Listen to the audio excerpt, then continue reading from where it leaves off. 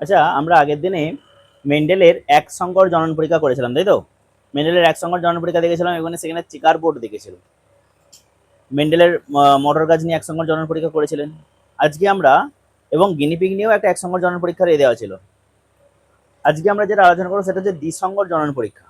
দ্বিসংকর জনন পরীক্ষা কাকে বলে? না, দুজোড়া বিপরীত বৈশিষ্ট্য নিয়ে পরীক্ষা করা হবে, তাই তো? তো দুজোড়া বিপরীত বৈশিষ্ট্য নিয়ে তাহলে দ্বিসংকর জনন পরীক্ষায় কি হবে না, দুজোড়া বিপরীত বৈশিষ্ট্য নিয়ে আমাদের সংকরায়ন পরীক্ষা। আমরা যদি এক কথাই বলতে যাই যে দ্বিসংকর জনন পরীক্ষা বলতে কি বোঝায়, সিম্পল ভাবে যদি আমরা বলি, সেখানে কি হবে না, দুজোড়া বিপরীত বৈশিষ্ট্য। যেমন ধরো একটা বিপরীত বৈশিষ্ট্য কি, লম্বা বেঁটে, এটা একটা বিপরীত বৈশিষ্ট্য, এটা এক জোড়া বিপরীত বৈশিষ্ট্য। যদি এরকম আমি দুজোড়া বিপরীত বৈশিষ্ট্য বলি, তাহলে মটর গাছের ক্ষেত্রে দুজোড়া বিপরীত বৈশিষ্ট্য কিরকম হবে, হলুদ গোল। দেখো, হলুদ আর গোল দুটো বৈশিষ্ট্য। আর একটা তাহলে বৈশিষ্ট্য কি হবে, দেখো একটা বলছি আমরা হলুদ, আর একটা হচ্ছে গোল। আর একটা বৈশিষ্ট্য কি বলছি না, সবুজ আর হচ্ছে কুঞ্চিত। তাহলে দেখো দুটো বিপরীত বৈশিষ্ট্য, একটা হচ্ছে হলুদ আর একটা হচ্ছে সবুজ, আর হচ্ছে গোল আর একটা হচ্ছে কুঞ্চিত। এখন তুমি বলবে যে এই হলুদ সবুজ এগুলো কি? দেখো, আমরা যখন পড়েছিলাম যে মেন্ডেলের মটর গাছের 7 জোড়া বিপরীত বৈশিষ্ট্য, সেখানে এই বৈশিষ্ট্যগুলো এসেছিল। হলুদ এবং সবুজ, এটা কি, এটা হচ্ছে বীজের রং, তাই তো? সেটা কি, একটা হচ্ছে সবুজ ছিল, আর একটা ছিল কি হলুদ ছিল। আর বীজপত্রের আকৃতি বলে একটা ছিল, একটা গোল আর একটা কুঞ্চিত। গোল মানে একদম পুরো স্ফীত গোল, আর কুঞ্চিত মানে কি, যেটা হচ্ছে কোঁকড়ানো, যেটা মানে ত্বকটা একটু উস্কো খুস্কো কোঁকড়ানো মতন। তো সেই অনুযায়ী আমরা দু জোড়া বিপরীত বৈশিষ্ট্য পেলাম, একটা হচ্ছে হলুদ গোল বিপরীত বৈশিষ্ট্য এবং সবুজ কুঞ্চিত বিপরীত বৈশিষ্ট্য। এই দুই বিপরীত বৈশিষ্ট্য, এই দুজোড়া বিপরীত বৈশিষ্ট্য নিয়ে যখন আমাদের সংকরায়ন পরীক্ষা করানো হবে, তখন সেটাকে আমরা বলবো কি, দ্বিসংকর জনন পরীক্ষা। এবার আমরা জানি যে প্রত্যেকটা বৈশিষ্ট্য নিয়ন্ত্রণের জন্য দুজোড়া অ্যালিল থাকে, অ্যালিল নিয়ন্ত্রণ করে যে কোনো বৈশিষ্ট্য। তাহলে দেখো, হলুদ বৈশিষ্ট্য নিয়ন্ত্রণের জন্য যে অ্যালিলটা আমরা এখানে ধরবো সেটা কি, সেটা হচ্ছে ক্যাপিটাল ওয়াই, ক্যাপিটাল ওয়াই। কারণ একটা বৈশিষ্ট্য নিয়ন্ত্রণ করার জন্য দুটো যে জিন, একটা যে জিন থাকে সেই জিনের দুটো অ্যালিল থাকে। সেই অ্যালিল গুলো কি, একটা ওয়াই ওয়াই হলুদ বৈশিষ্ট্যের জন্য। সবুজের জন্য কি হবে, সবুজের জন্য হবে স্মল ওয়াই স্মল ওয়াই। কেন স্মল ওয়াই? কারণ হলুদ আর সবুজের মধ্যে হলুদ হচ্ছে প্রকট, আর যে প্রকট হয় তাকে আমরা কি ক্যাপিটাল দিয়ে লিখি। তাই এ হলো কি ক্যাপিটাল ওয়াই ক্যাপিটাল ওয়াই, এ হলো কি স্মল ওয়াই স্মল ওয়াই। এবার গোল আর কুঞ্চিতর মধ্যে আমরা করব। গোল এই বৈশিষ্ট্য নিয়ন্ত্রণ করার জন্য যে দুটো অ্যালিল থাকে তাকে আমরা ধরবো ক্যাপিটাল আর, ক্যাপিটাল আর। আর এর জন্য ধরবো স্মল আর স্মল আর। তার মানে গোল আর কুঞ্চিতর মধ্যে কে প্রকট, গোল প্রকট, আর কে প্রচ্ছন্ন, কুঞ্চিতরা প্রচ্ছন্ন। তাহলে যদি আমরা বলি যে একটা বিশুদ্ধ হলুদ গোল মটর গাছ, বিশুদ্ধ হলুদ গোল মটর গাছ, বলো এর অ্যালিল কি হবে, নিশ্চয়ই capital Y, capital Y, capital R, capital R, তাই তো? আর বিশুদ্ধ সবুজ কুঞ্চিত মটর গাছ, বলো এর অ্যালিল কি হবে, small y small y small r small r. ঠিক আছে? তাহলে মেন্ডেল তার পরীক্ষার জন্য কি করেছিল না, একটা বিশুদ্ধ হলুদ মটর গাছ নিয়েছিল আর একটা বিশুদ্ধ সবুজ কুঞ্চিত মটর গাছ নিয়েছিল। এবারে এই দুই মটর গাছের মধ্যে তিনি কি ঘটান, স্বপরাগযোগ ঘটান, সরি ইতর পরাগযোগ ঘটান। ঠিক আছে? এই দুই গাছের মধ্যে তিনি কি করেছিলেন, এই দুই গাছের মধ্যে তিনি ঘটিয়েছিলেন আমাদের ইতর পরাগযোগ। তো ইতর পরাগযোগ ঘটালে তাহলে দেখো এখান থেকে যে অ্যালিল গুলো এসেছিল কি, মানে এটা তো আমাদের পি জনু, পি জনুর পর এখানে আমাদের গ্যামেট আসবে। তাহলে গ্যামেট কি হলো, ক্যাপিটাল ওয়াই ক্যাপিটাল আর, আর এখানের গ্যামেট কি হলো, স্মল ওয়াই স্মল আর, একটা করে গ্যামেট এলো। তাহলে এই দুটো গ্যামেট যুক্ত হয়ে আমাদের যে গাছ এলো, সেই গাছটা কি, সেই গাছটা হলো capital Y small y capital R small r, এই ধরনের একটা গাছ এলো। এটাও কি, এটাও আমাদের হলুদ মানে গোল, কিন্তু সেটা কি প্রকৃতির গাছ বলতো, শঙ্কর গাছ। কারণ এর মধ্যে প্রচ্ছন্ন বৈশিষ্ট্য কিন্তু আছে। প্রচ্ছন্ন বৈশিষ্ট্য প্রকাশ পায়, প্রচ্ছন্ন বৈশিষ্ট্য প্রকাশ পায় না। হেটেরোজাইগাস জীবে প্রচ্ছন্ন মানে জাইগোটে হেটেরোজাইগাসে প্রচ্ছন্ন বৈশিষ্ট্য প্রকাশ পায় না, তাই জন্যই ওর নাম প্রচ্ছন্ন। তো capital Y small y capital R small r এই যে অ্যালিলটা মানে এই যে গ্যামেটটা কোন গাছ দেখাবে? গাছ তো হলুদ গোলই হবে, কিন্তু তার অ্যালিলটা কি হবে? সংকর প্রকৃতির হবে। ঠিক আছে, এটা গেল কি, এটা হলো আমাদের প্রথম অপত্যজনিতে, অর্থাৎ আমরা F1 জনুতে এই ধরনের আমরা গাছগুলোকে পাবো।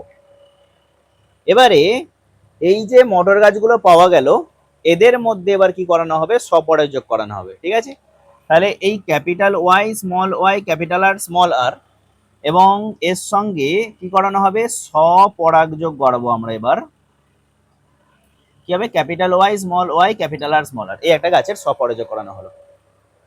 ঠিক আছে, তাহলে দেখো এদের দুজনের মধ্যে স্বপরাগযোগ করানো হবে, তার মানে দেখো আমরা মেন্ডেলের প্রথম সূত্রে একটা প্রথম পরীক্ষায় আমরা একটা সূত্র বলেছিলাম। কিসের সূত্র পেয়েছিলাম? পৃথকী ভবনের সূত্র, তাই তো? তাতে কি পেয়েছিলাম না অ্যালিল গুলো পরস্পর থেকে আলাদা হয়ে যায়। দ্বিতীয় অপত্যজনতে যখন গিয়ে গ্যামেট গঠন করতে যায় তারা পরস্পর থেকে পৃথক হয়ে যায় অ্যালিল গুলো। সেই জন্য এটা ছিল কি পৃথকী ভবনের সূত্র। এটা ভালো করে লেখা ছিল, আমি জাস্ট এটা বলছি। এবার দেখো স্বাধীন বিন্যাসে কি হয়? এই অ্যালিল গুলো দেখো, এরা পরস্পর চারটে অ্যালিল ছিল তো, পরস্পর তো পৃথক হয়ে যাবে। শুধু পরস্পর পৃথক হবে না, এরা যখন গ্যামেট গঠন করবে নিজেরা মানে একটা অ্যালিল অপর বিপরীত অ্যালিলের সঙ্গে মানে স্বাধীনভাবে জোড় গঠন করবে, যেটা আমরা পাবো স্বাধীন বিন্যাসের সূত্র। তো কেরাম পাবো? দেখো এই অ্যালিল গুলো থেকে কি ধরনের গ্যামেট আসবে? এখান থেকে আমরা গ্যামেট পাবো capital Y capital R capital Y small r. দেখো দুটো বিপরীত অ্যালিল পরস্পরের সঙ্গে জোড় গঠন করে আবার স্বাধীনভাবে বিন্যাস হচ্ছে, নতুন অ্যালিল গ্যামেট গঠন করছে। ঠিক আছে, কি হবে? স্মল ওয়াই ক্যাপিটাল আর আর স্মল ওয়াই স্মল আর। অ্যালিলগুলো পরস্পর শুধু পৃথক হলো নয়, পৃথক হওয়ার পর নিজেদের মধ্যে আবার জোড় গঠন করে গ্যামেট গঠন করলো। তাহলে প্রথমটাই আমরা পেয়েছিলাম পৃথক ভবনের সূত্র, এই দ্বিতীয়টাতে আমরা এসে পাবো একটা সূত্র, সেটা হচ্ছে স্বাধীন বিন্যাসের সূত্র।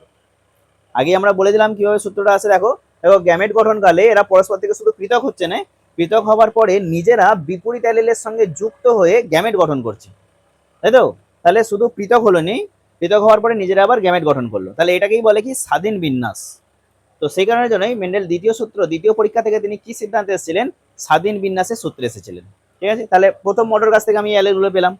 ঠিক একইভাবে আমরা দ্বিতীয় মডেল কাছ থেকেও নিশ্চয়ই এই ধরনের অ্যালিল পাবো। ক্যাপিটাল ওয়াই মানে capital Y small y capital R small r পরস্পর থেকে পৃথক হয়ে গেল, পৃথক হয়ে যাওয়ার পরে আবার নিজেদের মধ্যে স্বাধীন বিন্যাস করলো, অর্থাৎ আমরা যে গ্যামেট গুলো পাবো সেটা হচ্ছে এইরকম। বলো বোঝা গেছে কিনা? তাহলে দ্বিতীয় অপত্যজনতে আমরা এই যে শঙ্কর হলুদ গোল মটর গাছ নিয়েছিলাম, তাদের থেকে আমরা এই গ্যামেট গুলো পেলাম। এবারে এর মধ্যে মনে করো এইটা পুং গ্যামেট, ঠিক আছে, আর এইটা স্ত্রী গ্যামেট, তাই তো? পুং গ্যামেটকে আমরা এরকম তীর চিহ্ন দিয়ে দেখাই, আর স্ত্রী গ্যামেটকে আমরা এরকম প্লাস চিহ্ন দিয়ে দেখাই।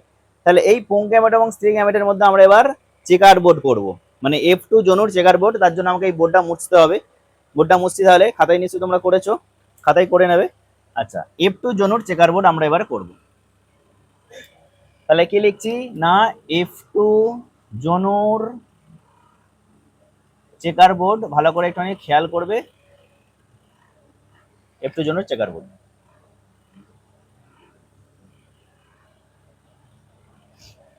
তাহলে দেখো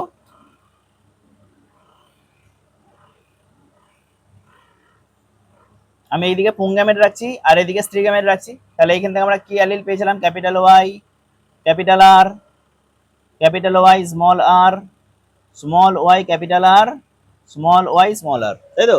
ঠিক একইভাবে আমরা এইদিকেও সেম অ্যালিল গুলো পাবো, কি? Capital Y capital R capital Y small r small y capital R আর স্মল ওয়াই স্মল আর।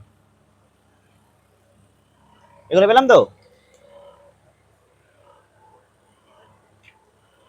তাই তো নাকি রে?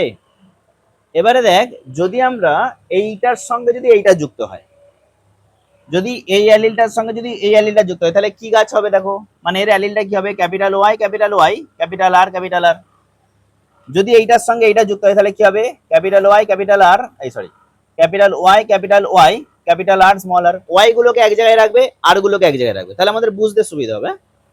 আচ্ছা, তুমি যদি বলো যে আলাদা আলাদা রাখবো তাহলে কি হবে? না, হবে, কিন্তু আমাদের বুঝতে অসুবিধা হবে। তাই ওয়াই গুলোকে এক জায়গায় রাখবো আর গুলোকে এক জায়গাতে রাখবো। এটার সঙ্গে এটা যুক্ত হলে কি হবে বলো? Capital Y small y capital R capital R, এটার সঙ্গে এটা যুক্ত হলে কি হবে বলো, capital Y small y capital R small r, তাই তো? ঠিক সেম ভাবে এই সবগুলো ফিল আপ হবে, তোমরা নিজেরা করো এটা দেখি। আচ্ছা, এইটার সঙ্গে যদি এটা যুক্ত হয় তাহলে কি হবে, capital Y capital R small r, এটার সঙ্গে এটা যুক্ত হলে কি হবে, ক্যাপিটাল ওয়াই স্মল আর, এর সঙ্গে এই যুক্ত হলে কি হবে বলো, capital Y small y capital R small r, এর সঙ্গে এই যুক্ত হলে কি হবে, ক্যাপিটাল ওয়াই স্মল আর। ভালো করে বুঝে বুঝে করবে, এগুলো ভুল হয়ে গেলে কিন্তু আর মেলাতে পারবো না। তাহলে এরপরে কি হবে দেখো, এটা capital Y small y capital R, এটার সঙ্গে এটা যুক্ত হলে কি হবে, capital Y small y capital R small r, এটার সঙ্গে এটা যুক্ত হলে কি হবে, স্মল ওয়াই ক্যাপিটাল আর, এটার সঙ্গে এটা যুক্ত হলে কি হবে, small y capital R small r. বলো এবারে লাস্ট এটার সঙ্গে, এর সঙ্গে যদি এটা যুক্ত হয় কি হবে, capital Y capital R small r, এর সঙ্গে এই যুক্ত হলে কি হবে, ক্যাপিটাল ওয়াই স্মল আর, এর সঙ্গে এই যুক্ত হলে কি হবে বলো, small y capital R small r, এর সঙ্গে এটা যুক্ত হলে কি হবে, স্মল ওয়াই স্মল আর। দেখো ঠিক আছে তো, সব কিছু করিনি, শুধু এইগুলোর সঙ্গে কিভাবে কি যুক্ত হওয়া সেটা আমরা করেছি। বইতেও করা আছে, চেকার বোর্ডটা দেখবে সেম জিনিসটা এখানেও করা আছে। এবার দেখো ক্যাপিটাল ওয়াই ক্যাপিটাল আর, এটা কি গাছ হবে, হলুদ গোল। আবার capital Y capital R small r, এও কি গাছ হবে, হলুদ গোল, কিন্তু গ্যামেট এক কি, গ্যামেট তো আলাদা। তাহলে আমরা এর ফিনোটাইপ এবং জিনোটাইপ পড়লে তো আমরা কিছু পড়েছিলাম, তাহলে আমরা প্রথমে এর ফিনোটাইপ দেখে নেবো, তারপরে আমি এর জিনোটাইপ দেখবো, ঠিক আছে? তো প্রথমে দেখো এর ফিনোটাইপ অনুপাত যদি আমরা বের করতে চাই,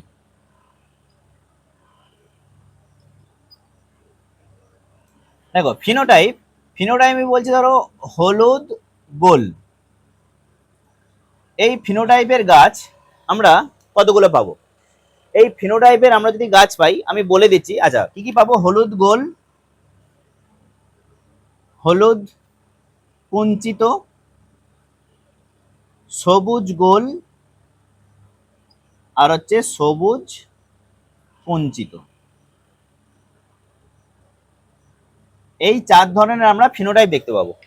এক হলুদ গোল হলুদ কুঞ্চিত, সবুজ গোল সবুজ কুঞ্চিত, এই ধরনের ফিনোটাইপ আমরা দেখতে পাবো। তো এবং এই ফিনোটাইপের অনুপাত কি হবে, হলুদ গোল গাছ কটা পাবো, হলুদ গোল গাছ পাবো আমরা 9টা, 9:3:1। এর ফিনোটাইপটা কত, এর ফিনোটাইপটা হচ্ছে আমাদের 9:3:1। মানে কি, মানে হলুদ গোল আমি 9টা গাছ পাবো, হলুদ কুঞ্চিত আমি 3টে গাছ পাবো, সবুজ গোল আমরা 3টে গাছ পাবো, সবুজ কুঞ্চিত আমরা 1টা গাছ পাবো। এবার কিরকম ভাবে পাবো, এবার আমরা এর জিনোটাইপ দেখবো, যেটাই আমাদের ইম্পর্টেন্ট, ঠিক আছে? তো হলুদ গোলের আমরা যদি জিনোটাইপ দেখতে যাই, এই বোর্ডটাও ছোট পড়ে যাচ্ছে। আচ্ছা দেখো, চলো একটু এ করে করছি, তোমরা যেগুলো করবে এগুলো এক জায়গায় করবে, ফিনোটাইপ অনুপাত এক জায়গায় করবে, জিনোটাইপ অনুপাত আমার এখানে আলাদা আলাদা জায়গায় হয়ে যাবে, ভালো করে জিনিসটা খালি বুঝে নাও। দেখো হলুদ গোল এর কি কি জিনোটাইপ হতে পারে, দেখো এর জিনোটাইপ গুলো হতে পারে ক্যাপিটাল ওয়াই ক্যাপিটাল আর, এটা তো হলুদ গোল হবে। আবার capital Y capital R small r, এও তো হলুদ গোল হবে। আচ্ছা এরপরে দেখো capital Y small y capital R, এও তো হলুদ গোল হবে। আবার capital Y small y capital R small r, এও হলুদ গোল হবে, তাই তো?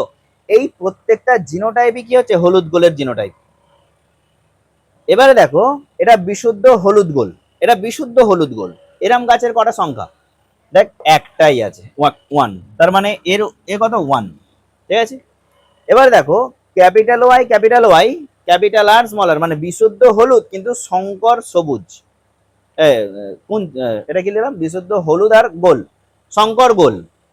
তাহলে বলো এরম গাছের সংখ্যা কটা, দেখো এই একটা আর এই একটা, কটা, দুটো। একইভাবে দেখো capital Y capital R small r, এরকম গাছের সংখ্যা কটা, দেখো capital Y capital R small r কোথায় আছে, ক্যাপিটাল ওয়াই ক্যাপিটাল আর না, capital Y small y capital R কটা আছে, capital Y small y capital R, capital Y small y capital R, এরকম কটা আছে, এরকম দুটোই আছে, তাহলে দুটো। চারটে কোনটা আছে, এইটা capital Y small y capital R small r, এরকম কটা আছে দেখ, একটা দুটো তিনটে চারটে। এই ত্রিভুজটা খেয়াল করবি, দেখ আমরা যদি করি, অনেক বই এরকম ত্রিভুজ করেও দেওয়া আছে এরকম, এর মধ্যেই দেখ গুলো আছে, এইগুলো সব আছে, তাই না? তাহলে দেখো এটা কটা হলো, চারটে হলো। তাহলে দেখো হলুদ গোলের কি কি পেলাম, 1:2:2:4 এরকম ভাবে অনুপাতে আমরা 4টে গাছ পেয়েছি, যার মধ্যে বিশুদ্ধ হলুদ গোল একটা, বিশুদ্ধ হলুদ শঙ্কর গোল দুটো, শঙ্কর হলুদ বিশুদ্ধ গোল দুটো, আর শঙ্কর হলুদ গোল কটা, 4টে। তাহলে দ্বিসংকর জনের পরীক্ষায় আমরা শঙ্কর হলুদ গোল কটা গাছ পেলাম, 4টে পেলাম, প্রত্যেকেই কিন্তু হলুদ গোল। হ্যাঁ, আচ্ছা এবারে আমরা যে গাছ পাবো, দেখো হলুদ কুঞ্চিত গাছকে আমরা ধরছি। তাহলে হলুদ কুঞ্চিত, তাহলে এর এর গ্যামেটটা কিরকম হবে, দেখো এইগুলো সব তোমরা এক এক পরপর লাইনে করবে, আমি বললাম জায়গা কম আছে তাই আলাদা সাইডে করছি। ধরো আমি এখানে করছি হলুদ কুঞ্চিত।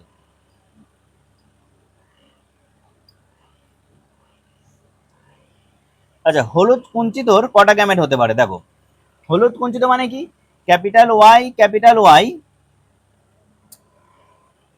স্মল আর। কুঞ্চিত প্রচ্ছন্ন বৈশিষ্ট্য, প্রচ্ছন্ন বৈশিষ্ট্য মানে সে তো হোমোজাইগাস হবে। তাহলে ক্যাপিটাল ওয়াই স্মল আর, এটা একটা হতে পারে। আর একটা কি হতে পারে, আর একটা হতে পারে ক্যাপিটাল ওয়াই স্মল আর। ক্যাপিটাল ওয়াই স্মল আর এটাও হলুদ কুঞ্চিত।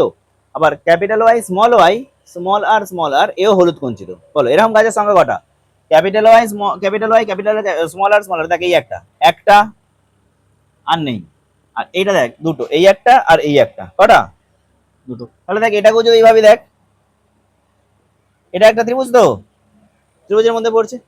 অনেক বই এরকম ত্রিভুজ করা আছে, অন্য অন্য কোনো বই অনেক নেই। চলো আমাদের হলুদ কুঞ্চিত হয়ে গেল। আচ্ছা হলুদ কুঞ্চিতর পরে আমরা যেটা বলতে চাইছি সবুজ গোল। তাহলে বল সবুজ গোলের মধ্যে আমরা কি বল, সবুজটা আবার প্রচ্ছন্ন বৈশিষ্ট্য চলে আছে, মানে স্মল ওয়াই হবে দুটোই। তাহলে স্মল ওয়াই ক্যাপিটাল আর এটা একটা, আর স্মল ওয়াই ক্যাপিটাল আর একটা। বলো স্মল ওয়াই ক্যাপিটাল আর এরম গাছের সংখ্যা কটা, এই যে এইখানে একটাই, তাই তো একটা। আর এইটার কটা, দুটো, এই যে এই একটা আর এই একটা, দেখো এইটাও একটা ছোট্ট মতন ত্রিভুজ, ত্রিভুজ তো। আর লাস্ট একটা পড়ে আছে সবুজ কুঞ্চিত, দুটোই প্রচ্ছন্ন। তাহলে এর অ্যালিলটা কি হবে, স্মল ওয়াই স্মল আর তার সংখ্যা কত, 1। একটাই পড়ে আছে, আর কেউ নেই, সবুজ কুঞ্চিত আর হওয়ার কোনো অ্যালিল হওয়ার কোনো নেই, এইটাই অ্যালিল। তাহলে কত হলো, 1। তাহলে দেখো আমরা যদি জিনোটাইপ এটা তো আমরা জিনোটাইপ দেখালাম, জিনোটাইপ অনুপাত যদি বলি কত বড় অনুপাত, দেখো 1:2:2:4 এইটা হলো কি জিনোটাইপ অনুপাত। জিনোটাইপ অনুপাত কত, 9:3:3:1। এটা হলো কি, এটা হলো আমাদের ফিনোটাইপ অনুপাত। তাহলে জিনোটাইপ হচ্ছে এইটা, আর ফিনোটাইপ হচ্ছে এইটা। এবং এ থেকে যে কি সূত্র পেয়েছি আমরা প্রথমেই বলে দিয়েছি, এখান থেকে আমরা কি সূত্র পেয়েছি, স্বাধীন বিন্যাসের সূত্র। এরপরে আমরা আমাদের যে বংশগতি রোগগুলো আমরা দেখছিলাম, সেই রোগগুলো আমরা থ্যালাসেমিয়া পর্যন্ত বলেছিলাম, তাই তো। থ্যালাসেমিয়ার পরের যে বংশগতি রোগটা আছে সেটা কি, হিমোফিলিয়া রোগ। থ্যালাসেমিয়া আর হিমোফিলিয়া দুজনেই বংশগত রোগ, জিন ঘটিত রোগ। পার্থক্য একটাই, দেখো থ্যালাসেমিয়া ছিল অটোজোম বাহিত রোগ, কিন্তু হিমোফিলিয়া এবং বর্ণতা এই দুজন হচ্ছে কি সেক্স ক্রোমোজোম বাহিত রোগ, ঠিক আছে। এবং সেক্স ক্রোমোজোমের এক্স ক্রোমোজোম বাহিত রোগ। আমাদের সেক্স ক্রোমোজোম দুটো, এক্স আর ওয়াই, তার মধ্যে এক্স ক্রোমোজোম বাহিত রোগ, ঠিক আছে। তাহলে আমরা প্রথমে হিমোফিলিয়া রোগটা সম্বন্ধে যেটা জানলাম, হিমোফিলিয়া রোগটা সম্পর্কে যেটা জানলাম সেটা হচ্ছে এক্স ক্রোমোজোম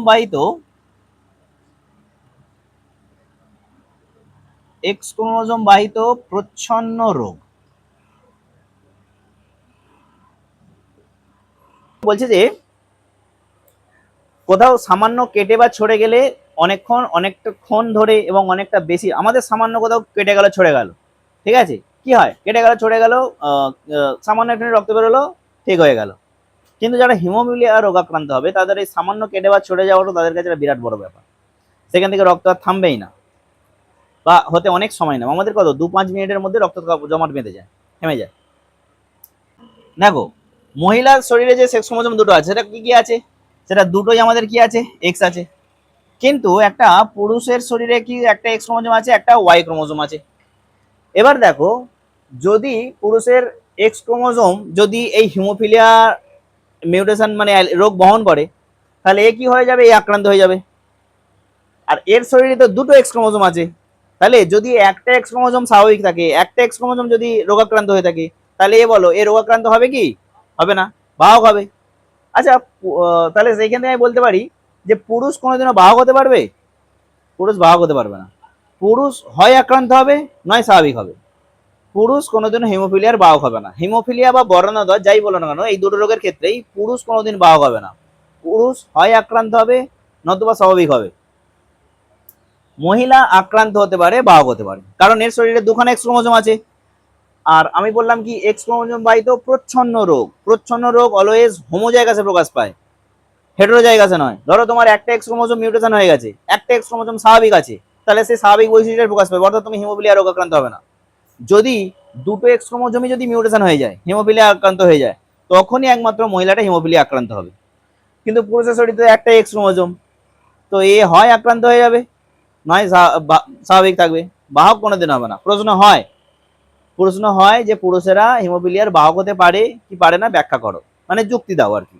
এই এই এই কনসেপ্টের উপরে কিন্তু একটা আমাদের প্রশ্ন হয়, তাই কনসেপ্ট আমি প্রথমেই বলে দিলাম, প্রথমেই জেনে নেবো। এরপরে আমরা জানবো যে হিমোফিলিয়া কেন হয়, হিমোফিলিয়ার বংশগতি আমরা দেখবো, ঠিক আছে, এবং হিমোফিলিয়ার রোগটাই আমাদের কি হয় আমরা জানবো। কোনো কারণ ছাড়াই হঠাৎ বসে আছিস, ঠান্ডা মাথায় পাকার তলায় বসে আছিস, নাক দিয়ে রক্তক্ষরণ শুরু হয়ে যাচ্ছে, হঠাৎ কোনো কারণ ছাড়াই নাক দিয়ে রক্তক্ষরণ হবে, এটা একটা হিমোফিলিয়া রোগাক্রান্তর একটা। অস্থি সন্ধিতে অভ্যন্তরীণ রক্তক্ষরণ মানে অস্থি সন্ধির অভ্যন্তরে রক্তক্ষরণ হওয়া। আমাদের যে অস্থি সন্ধিগুলো আছে, হাড়ের সঙ্গে হাড়ের জোড় যেটাকে আমরা বলি, সেই জায়গাতে ভিতরে ভিতরে রক্তক্ষরণ হয়ে যাবে, রক্তক্ষরণ হয়ে গিয়ে হাঁটু ফুলে আরে যাওয়া, ফুলে গিয়ে সেখানে যন্ত্রণা হওয়া, সেটা।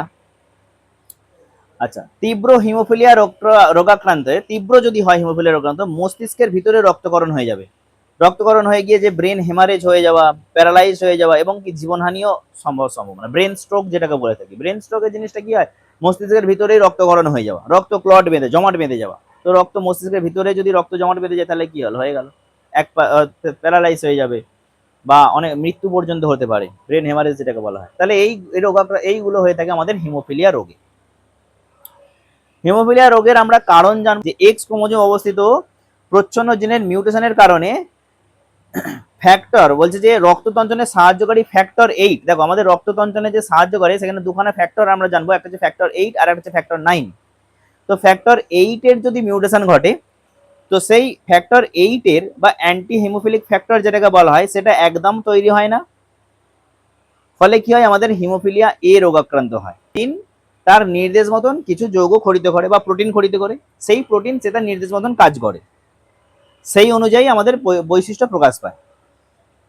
জিন যদি মিউটেশন হয়ে যায়, তাহলে এই অ্যান্টি হিমোফিলিক ফ্যাক্টর বা ফ্যাক্টর 9 সে তো ক্ষরণ করবে না। আর অ্যান্টি হিমোফিলিক ফ্যাক্টর যদি ক্ষরণ না হয়, আমাদের রক্ততঞ্চন হবে না। তাহলে যখনই ফ্যাক্টর 8 ক্ষরণ না হয়ে রক্ততঞ্চন হচ্ছে না, তখনই আমাদের কোন রোগ আক্রান্ত হবো, হিমোফিলিয়া এ রোগ আক্রান্ত হবো। এবং সেই হিমোফিলিয়া এ রোগের নামটা কি, রোগের নাম হচ্ছে ক্লাসিক হিমোফিলিয়া। এবার কোনো কারণে যদি ফ্যাক্টর 9 তৈরি না হয়, ঠিক আছে, কোনো কারণে যদি এক্স ক্রোমোজোমে উপস্থিত কোনো একটা অপর একটা প্রচ্ছন্ন জিনের যদি মিউটেশনের কারণে যদি ফ্যাক্টর 9 তৈরি না হয়, তখন কি হবে, তখন হবে আমাদের হিমোফিলিয়া বি, বা যেটাকে বলবো আমরা ক্রিসমাস রোগ। আর হিমোফিলিয়া সিটা তো বললাম আমরা, এটা অটোজোম বাহিত প্রচ্ছন্ন রোগ। এবারে দেখো, এই হিমোফিলিয়া রোগটাকে আমাদের রয়্যাল ডিজিজ বলা হয়। কেন রয়্যাল ডিজিজ বলা হয়, কারণ ইংল্যান্ডের রাজপরিবারে হিমোফিলিয়া বি রোগটি প্রথম বংশগতভাবে ছড়িয়ে পড়েছিল। সম্ভবত মহারানী ভিক্টোরিয়ার শরীরে এই প্রথম রোগটি পাওয়া গিয়েছিল, সেই কারণের জন্য এই হিমোফিলিয়া রোগটিকে রয়্যাল ডিজিজও বলা হয়। এবারে আমরা ইম্পর্টেন্ট আর একটা জিনিস জানবো, এই হিমোফিলিয়া রোগের বংশগতি মানে কি। মানে একটা হিমোফিলিয়া রোগাক্রান্ত মহিলার সঙ্গে একটা স্বাভাবিক পুরুষের বিবাহ হবে, তাদের সন্তানের কিরম ভাবে হিমোফিলিয়া আসতে পারে, সেই কতগুলো আমরা চেকার বোর্ড দেখে নেবো এবং সেটা কি দেখে নেবো।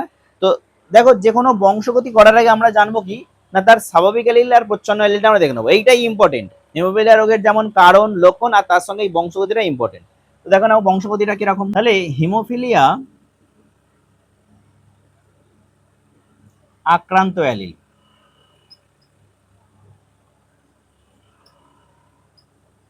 যেটা আমাদের হচ্ছে এক্স স্মল এইচ, ঠিক আছে। আর হিমোফিলিয়ার স্বাভাবিক অ্যালিল, যেটা আমরা করবো কত, এক্স ক্যাপিটাল এইচ। হিমোফিলিয়া আক্রান্ত অ্যালিল এক্স স্মল এইচ, আর হিমোফিলিয়া স্বাভাবিক অ্যালিল এক্স ক্যাপিটাল এইচ। এবার আমাদের যাই দিক না কেন, এই দুটো যদি আমরা মাথায় রাখতে পারি, তাহলে আমরা পেয়ে যাবো। ধরো আমি এখানে প্রথম আমি করছি একজন বিশুদ্ধ স্বাভাবিক মহিলার সঙ্গে আমরা একটা আক্রান্ত পুরুষের বিবাহ দেবো। এবং দেখব যে তাদের সন্তান কি হতে পারে, তাদের সন্তানদের মধ্যে হিমোফিলিয়া আক্রান্ত হওয়ার সম্ভাবনা। এখানে আমরা এটাও বলে দেবো যে সন্তান যদি পুত্র হয় তবে হবে, বা সন্তান যদি কন্যা হয় তবেই হবে। যদি পুত্র বা কন্যা নয়, মানে ছেলে সন্তান হলে তবেই রোগ আক্রান্ত হবে, মানে এটাও আমরা বলেই পারবো। থ্যালাসিমিয়ার ক্ষেত্রে কি হচ্ছিল আমরা বলতে পারছিলাম না, আমরা জাস্ট বলছিলাম যে 20% সম্ভাবনা আছে যে রোগটা হবার। কিন্তু হিমোফিলিয়ার ক্ষেত্রে বলে দেওয়া যাবে যে তোমার যদি ছেলে সন্তান হয় তবেই রোগটা হবে, বা তোমার যদি মেয়ে হয় তবেই রোগটা হবে, নাহলে কিন্তু হবে না। তো দেখবো আমরা কিভাবে হচ্ছে, দেখো জিনিসটা।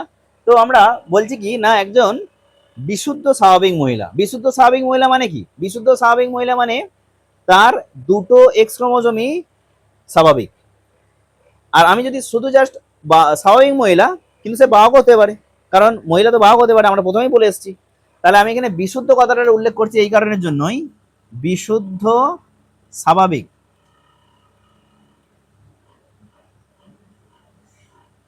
বিশুদ্ধ স্বাভাবিক মহিলা মানে কি, মহিলা শরীরে দুখানা এক্স ক্রোমোজোম আছে, সেই দুটো এক্স ক্রোমোজোমে কি হচ্ছে, স্বাভাবিক অ্যালিল নিয়ে আছে, X capital H, X capital H, তবেই এ হলো কি বিশুদ্ধ স্বাভাবিক মহিলা হয়েছে। আর যদি আক্রান্ত আমি করেছি কি, আক্রান্ত পুরুষ, আক্রান্ত পুরুষ করেছি, তার মানে এর যে একটাই এক্স ক্রোমোজোম নিয়ে আছে সেও আবার কি আক্রান্ত হয়ে আছে, তবেই না সে আক্রান্ত হবে, বলো। হ্যাঁ, আক্রান্ত অ্যালিলটা আমরা এক্স স্মল এইচ ধরেছি, আর স্বাভাবিক আমরা এক্স ক্যাপিটাল এইচ ধরেছি। তাহলে এই যদি আক্রান্ত হয়, এ তো মিউটেশন যুক্ত অ্যালিল নিয়ে থাকবে, তাহলে এক্স স্মল এইচ। এ যদি স্বাভাবিক হতো তাহলে এক্স ক্যাপিটাল এইচ নিয়ে থাকতো। ঠিক আছে, এবারে দেখো যদি আমি চেকার বোর্ড করি,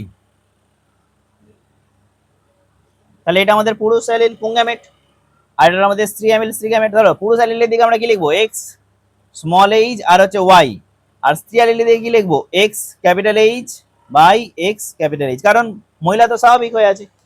এবারে দেখো যদি এই গ্যামেটের সঙ্গে যদি এই গ্যামেট মিশে থাকে, যদি মেশে, তাহলে কি হবে, X capital H X small H.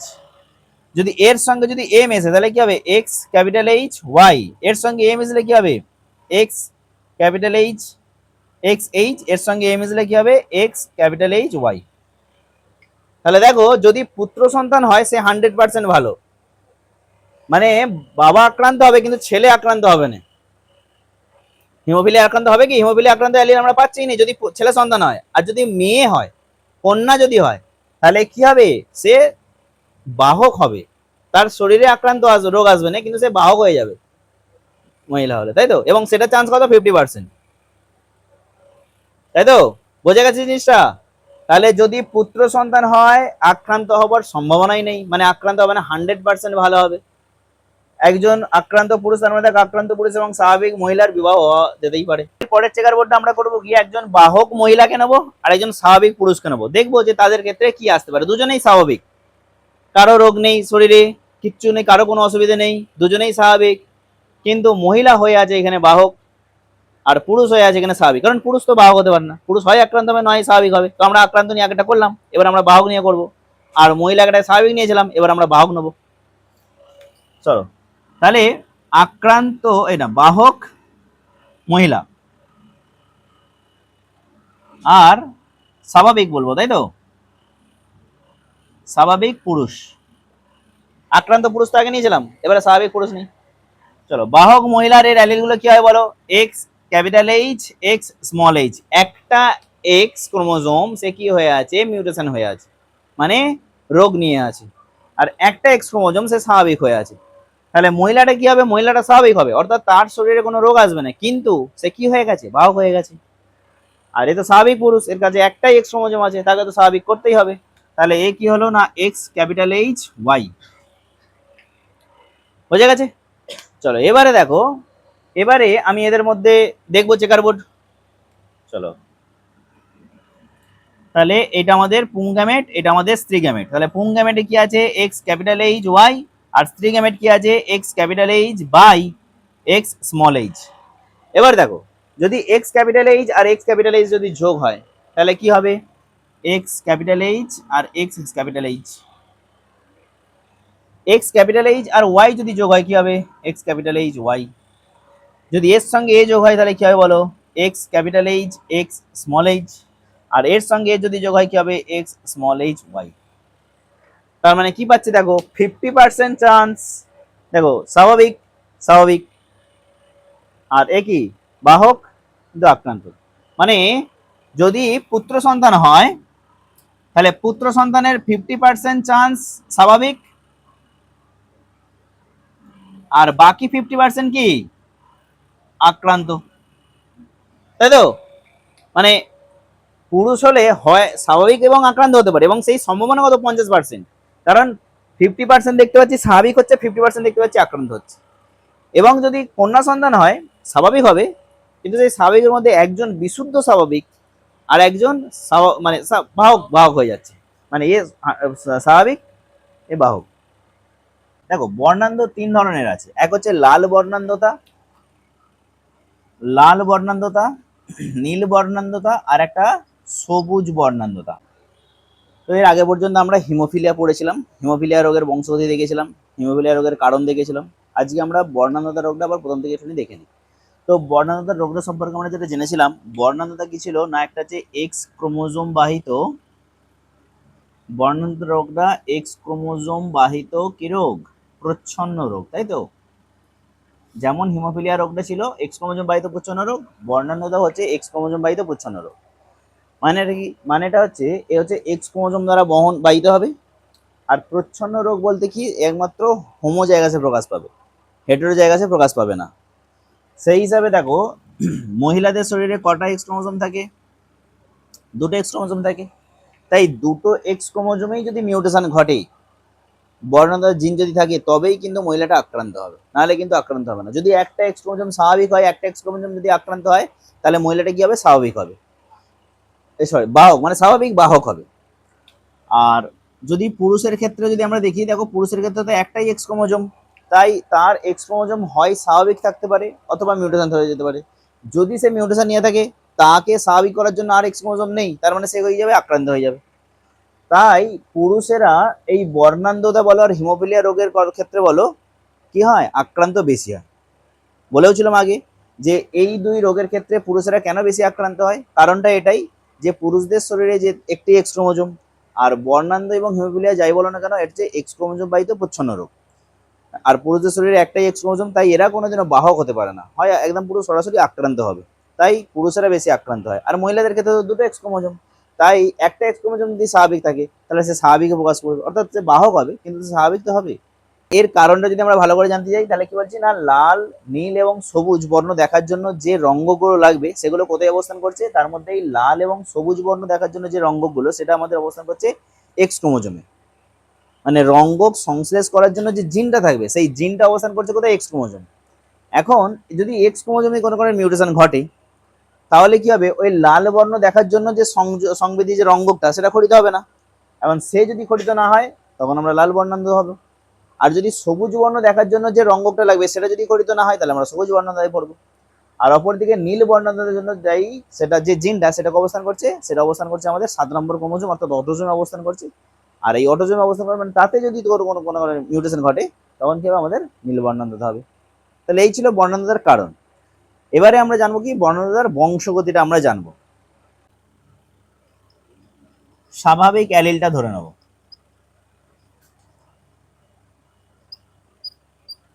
X C plus, ঠিক আছে। আর বর্ণান্ধতার আক্রান্ত অ্যালিল এক্স সি, দুটো অ্যালিল আমরা ধরে নিলাম। বর্ণান্ধতার স্বাভাবিক অ্যালিল ধরে নিলাম। প্রত্যেকে এই বংশগতি করার জন্য প্রথমে আমাদের এটা অবশ্যই ধরতে হবে, হিমোফিলিয়া বললে আমাদের হিমোফিলিয়ার আক্রান্ত অ্যালিল ধরতে হবে, স্বাভাবিক অ্যালিল ধরতে হবে। থ্যালাসেমিয়া বললে থ্যালাসেমিয়ার আক্রান্ত অ্যালিল, স্বাভাবিক অ্যালিল। প্রথম কাজ হবে এইটাই, স্বাভাবিক অ্যালিল আর আক্রান্ত অ্যালিল ধরে নেওয়া। এরপরে আমাদের দেখতে হবে যে আমাকে বাহক মাতা বলেছে কি আক্রান্ত মাতা বলেছে, কি বাহক পিতা বলেছে, বাহক পিতা তো হবে না, আক্রান্ত পিতা বলেছে না স্বাভাবিক পিতা বলেছে। তো আমরা এখানে প্রথম যেটা করবো, সেটা হচ্ছে বাহক মহিলা নেব আর বর্ণান্ধ পুরুষ নেব। তো আমরা প্রথম যেটা করছি সেটা কি বলছি না, বাহক মহিলা আর বর্ণান্ধ পুরুষ, তাই তো? মানে এরকম দম্পতির আমরা দেখবো যে এদের সন্তান কি আসতে পারে। তো বাহক মহিলা, বাহক মহিলা মানে তার একটা এক্স ক্রোমোজোম মিউটেশন হয়ে আছে আর একটা এক্স ক্রোমোজোম স্বাভাবিক নিয়ে আছে, তার মানে এর অ্যালিলটা কিরকম হবে, X C plus X C. আর বর্ণান্ধ পুরুষ, তার তো একটাই এক্স ক্রোমোজোম, তার মানে সে মিউটেশন হয়ে গেছে এক্সি, মানে আক্রান্ত অ্যালিল নিয়ে থাকবে। এর একটা স্বাভাবিক অ্যালিল থাকবে, একটা আক্রান্ত অ্যালিল থাকবে, তবেই না সে বাহক হবে। মানে বাহক, এর এর এর শরীরে কিন্তু রোগ নেই, বাহক হয়ে আছে, আর এ বর্ণান্ধ হয়ে আছে। এবার আমি ডাইরেক্ট চেকার বোর্ড দেখে নেবো। দেখো চেকার বোর্ডটা আমরা করি, এইটা হচ্ছে পুংগ্যামেট আর এটা হচ্ছে আমাদের স্ত্রী গ্যামেট। তো পুংগ্যামেটে দেখো আমরা এই বর্ণান্ধ পুরুষের যেটা পাবো সেটা লিখবো এক্স সি আর হচ্ছে ওয়াই, আর এইদিকে কি লিখবো এক্স সি প্লাস, আর নিচে কি লিখবো এক্স সি। যদি দেখো এটার সঙ্গে যদি এটা যুক্ত হয় তাহলে কি হবে বলো তো, X C plus X C. এর সঙ্গে যদি এ যুক্ত হয় কি হবে এক্স সি প্লাস ওয়াই। এর সঙ্গে এ যুক্ত হয় কি হবে এক্স সি। এ যুক্ত হলে কি হবে এক্স সি ওয়াই। কন্যা সন্তানদের মধ্যে আক্রান্ত হওয়ার সম্ভাবনা কত? আক্রান্ত হওয়ার সম্ভাবনা 50%, আর বাহক হওয়ার সম্ভাবনা 50%। আর পুত্র সন্তানদের মধ্যে যদি আমি ধরি, সেও আক্রান্ত হওয়ার সম্ভাবনা কত? 50%, আর স্বাভাবিক 50%। পুত্রদের মধ্যে আর কন্যাদের মধ্যে আমি আলাদা করে দিলাম। আচ্ছা, এবারে পরের বংশগতি যেটা দেখবো সেটা কি, সেটা হচ্ছে বর্ণান্ধ মহিলা আর কি স্বাভাবিক পুরুষ। আচ্ছা দেখো, বর্ণান্ধ মহিলা, এবারে বলো এর দুটো এক্স ক্রোমোজোমে কি থাকবে, তার মানে মিউটেশন নিয়ে থাকবে, তার মানে দুটোই নেবে আক্রান্ত হলে এক্স সি, তবে সে বর্ণান্ধ মহিলা হলো। স্বাভাবিক পুরুষ মানে এ কি নিয়ে থাকবে এক্স সি প্লাস ওয়াই, এটাই কাজ, আর কিচ্ছু কাজ নেই। স্বাভাবিক অ্যালিল ধরে নাও, আক্রান্ত অ্যালিল ধরে নাও, যেটা আমাদের বলেছে, যেরকম বলেছে সেরকম ভাবে অ্যালিল ধরে নাও। বর্ণান্ধ মহিলা বলেছে তার মানে দুটো এক্স ক্রোমোজোমই তোমার আক্রান্ত হয়ে থাকবে এক্সি। আর স্বাভাবিক পুরুষ বলেছে মানে কত এক্সি প্লাস ওয়াই। ব্যাস, এটা নিয়ে নিলাম। তারপরে চেকার বোর্ড, এরপরে চেকার বোর্ডটা দেখো, এটা আমাদের পুংগ্যামেট, এটা আমাদের স্ত্রী গ্যামেট। আচ্ছা, পুংগ্যামেট আমি ধরছি দেখো এক্স সি প্লাস আর কি ওয়াই, আর স্ত্রী গ্যামেটে হচ্ছে এক্স সি আর হচ্ছে এক্স। দেখো এর সঙ্গে যদি এ আসে তাহলে কি হচ্ছে X C plus X C, এ যদি যায় এক্স সি ওয়াই, এর সঙ্গে যুক্ত হলে X C plus X C, এর সঙ্গে যুক্ত হলে কত এক্স সি ওয়াই। তার মানে দেখো যদি আমাদের পুত্র সন্তান হয় সে 100% আক্রান্ত হবে, তাই তো? পুত্র সন্তান হওয়া মানে সে 100% আক্রান্ত হয়ে আছে, আর কন্যা সন্তান হলে সে 100% বাহক। আচ্ছা, এবারে দেখো আমাদের লেসনের শেষ টপিক যেটা হচ্ছে জেনেটিক কাউন্সেলিং। আমরা এত রোগ রোগ দেখলাম, দেখো আমাদের শরীরে রোগ হলে আমরা কি ওষুধ খাই, এখন এই জেনেটিক রোগের কোনো ওষুধ নেই, ঠিক আছে? জেনেটিক কোনো যদি আমাদের প্রবলেম আসে তার কোনো ওষুধ নেই, তো তার জন্য একটাই ওষুধ কি, মানে জেনেটিক কাউন্সেলিং করা। কাউন্সেলিং করা মানেটা কি? কাউন্সেলিং করা মানে পরিবারের কারো যদি রোগাক্রান্ত থাকে, রোগ যদি থাকে, তাহলে সেই পরিবারের সঙ্গে বিবাহ বন্ধনে আবদ্ধ হওয়ার আগে জেনেটিক কাউন্সেলিং করে নেওয়া, যে তাদের পরবর্তী প্রজন্মে রোগটা আসার সম্ভাবনা কত, বা যদি ধরো বিবাহের পূর্বে এটা জানা না যায়, হয়তো বিবাহ হয়ে গেছে, তারপরেও আমাদের জানতে হবে যে পরবর্তী সন্তান যেটা নেওয়া হবে সেই সন্তানের মধ্যে রোগটা কি আসতে পারে, কতটা কি আসার সম্ভাবনা আছে, কেউ আক্রান্ত হয়ে আছে না কেউ বাহক হয়ে আছে নাকি জানতে হবে, জেনে তারপরে এরকম সন্তানটা নেওয়া দরকার। এবার এই জেনেটিক কাউন্সেলিং কি আমাদের জানতে হবে, মানে সংজ্ঞাটা, আর জেনেটিক কাউন্সেলিং এর কাজ মানে বা এর গুরুত্ব একই ব্যাপার, সেটা কি?